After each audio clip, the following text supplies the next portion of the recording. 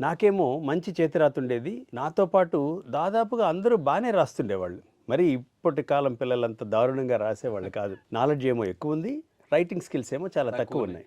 నేను చిన్నప్పుడు hand రైటింగ్‌తో exam రాసేవాళ్ళం. ఇప్పుడు పిల్లలు కూడా ఎగ్జామ్‌ని హ్యాండ్ రైటింగ్‌తోనే రాస్తున్నారు. రాయడంలో అయితే తేడా ఏం లేదు. నాలెడ్జ్‌లో చాలా తేడా ఉంది. ఇంత నాలెడ్జ్ ఉండి కూడా కేవలం పూర్ హ్యాండ్ రైటింగ్ స్కిల్స్ లేకపోతే ఇల్లెజిబుల్‌గా రాయడం వల్ల ఒక విద్యార్థికి 82 మార్కులు ఈరోజు నాకు ఖచ్చితంగా వస్తాయి అని అనుకున్న తర్వాత 81.5 వస్తే ఎవరు కొట్టకుండానే వాడి కళ్ళల్లో నీళ్ళొస్తాయి. అవును. ఇప్పుడు 81, 82 కాదు 98 ఉన్నారు. 98, 99. 99 వచ్చేవాడికి 98.5 వస్తే వాడికి చాలా బాధేస్తుంది. అదే 42 మార్కులు వచ్చేవాడికి 39 వచ్చినా బాధేయదు. అవును. సో బాగా చదువుతున్న విద్యార్థుల్ని ఆ అర మార్కు ఎంత ఎఫెక్ట్ చేస్తుందంటే నేను బాగా రీసెర్చ్ చేశాను. ఆ ప్రభావం వాడి కళ్ళ వరకు, వాడి మనసు వరకే కాదండి. వాళ్ళ తల్లిదండ్రులకి, వాళ్ళ పాఠశాలకి, తీరా చూస్తే సమాజం మీద కూడా పడుతుంది. అవును.